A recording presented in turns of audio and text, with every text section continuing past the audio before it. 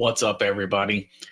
Today we're going to talk about Taxi Driver on Stocks and Flicks. I'll quick introduce myself. I'm Jeremy Bryan. This is powered by Indie Wealth. But I wanted to get into this one. This is Taxi Driver. This is not a feel-good movie. This one is gritty. This one is very, very gritty. But I think it's going to be the most famous clip, so I'm just going to spoil it here right at the outset. But it's the one pretty much everyone thinks of when they think of Taxi Driver, but I wanted to show it anyway. And how I'm going to tie this one to the market is not through doom and gloom, but a little bit of know your audience. I think that part of our job here at Indie Wealth is knowing who our audience and knowing who we're talking to. So let's get into it. All right, let's start with Taxi Driver in itself. Like I said, this is not a feel-good story at all. It was released in 1976. Martin Scorsese directed, starring Robert De Niro and Jodie Foster. Robert De Niro probably carries this movie for the most part. There are other actors like Albert Brooks in here. Sybil Shepherd is in it as well. But this was kind of, one of Robert De Niro's defining characters, if you will, Travis Bickle. The story: a very mentally unstable veteran works as a nighttime taxi driver and sees a lot and does a lot of things. This is pretty depressing of a movie. Really not. Shows a pretty gritty side of New York City. As a quick aside, so I lived in New York City for about two and a half years. I lived in the Disneyland version that we have now. This is not the New York City that I lived in during my period there. It was much more safe, much less. I mean, Times Square was completely different than it is now. I lived there from 2010 to late 2011. It was just a very, very different scene than what you see here in 1976. Turning to the fun fact, Robert De Niro worked 15-hour days as a cabbie to get ready for this one.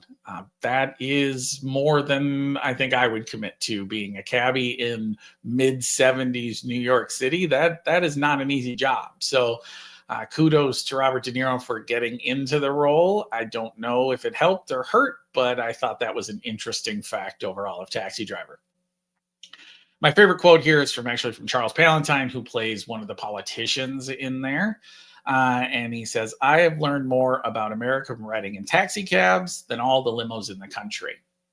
I think two things about this, why that makes my favorite quote, is one, it's a very politician thing to say. I think that's absolutely something a politician would say.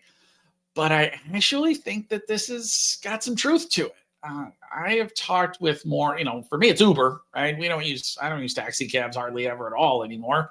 I can't remember the last time I actually used one, but I spend more time, in the Uber. I do like to talk with people. It's honestly more about what's going on locally, to understand what's cool in their city, what they like, what a lot of people go to that they think is overrated, what they think is underrated. I like doing that when I visit a new city because, frankly, they know it more than I do. But the other side is, just getting to know people in a little bit more. Honestly, I haven't spent a lot of time in limos. I'm not a limo guy. But from the side of learning about, especially a city, and just hearing more about opinions that maybe aren't quite your own, Uber is still pretty good for that. Again, I think this is the most widely known version of Taxi Driver. Certainly the one that I can show. There are a few that you cannot. But I wanted to weave this into the market, and I'll show you here in a minute. But without further ado, here's the clip. You talking to me? You talking to me? You talking to me? Well, who the hell else are you talking? You talking to me? Well, I'm the only one here. You talking to me? I'm not going to do the bad impression. That was about as bad an impression as you're going to get from me on here. But again, I think everyone knows that one by now. But how do I weave that into the markets? Is just like this. In our opinion, knowing your audience, when you're talking about market-related things, you have to know who you're talking to.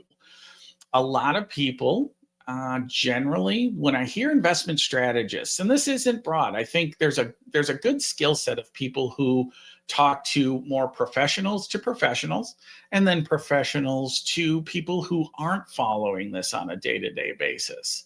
Where you get confusion and where you get problems is when people are doing professional to professional talk to people who don't follow this on a day-to-day basis, who don't follow market action, who don't know things like extreme volatility, kurtosis, all this CFA related jargon that we have out there that we can use to each other as professionals, but often really just confuse people more than clarify.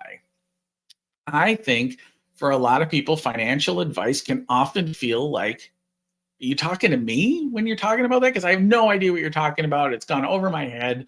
Now it's just added to the layer of confusion. This is already an area, financial advice just in general, and investment strategy and all of that is an area where there is a discomfort to begin with, right? Because it's high stakes. One, I mean, investment strategy is about investing a pile of money into something in the hopes that it makes you more money in the future.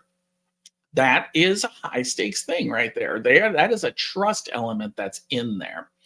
When you layer on confusing aspects of what is happening in the markets, what people are talking about, I completely understand when my friends, my colleagues, my people that don't follow this stuff on a day-to-day basis are just like, I have no idea. I don't want to deal with that. It makes my brain hurt. I totally get it, because in a lot of ways, the who you talking to me is professionals talking about things that really aren't terribly relevant to the end consumer. Again, if I'm talking to another CFA or another investment strategist or another investment advisor, I use different words than if I'm talking to a standard regular person who just wants to know more about what's going on in the markets and doesn't want to be terribly confused by what's happening out there, just wants to be updated. That is a very different conversation, and you have to know who your audience is. And so from our side, I always say, if you can't explain it clearly, do you really understand it yourself? And sometimes I get caught up in this too, is that, I backtrack into the things, the shorthand, the jargon, those kinds of things that I know. And I try to relay that, and I see the glossed over eyes in people's conversations and the thought of, well, that was interesting, but I really didn't get anything out of it. That's the biggest thing for me, is when I'm having conversations with anyone and when I'm doing videos like this, our real goal here is to clarify, not confuse. That is my job. And I believe that that's most investment strategists' jobs. That's most investment advisors' jobs. Certainly investment advisors need to relay what can be very complex situations into something that's at least digestible and understandable to people who don't follow this on a day-to-day basis. So this is why I do things like Stocks and Flicks, is I want to relay things that make some sense to people overall, that they have some familiarity with already, and tie it to something that might be confusing or stressful to them in a way that hopefully clarifies and not confuses.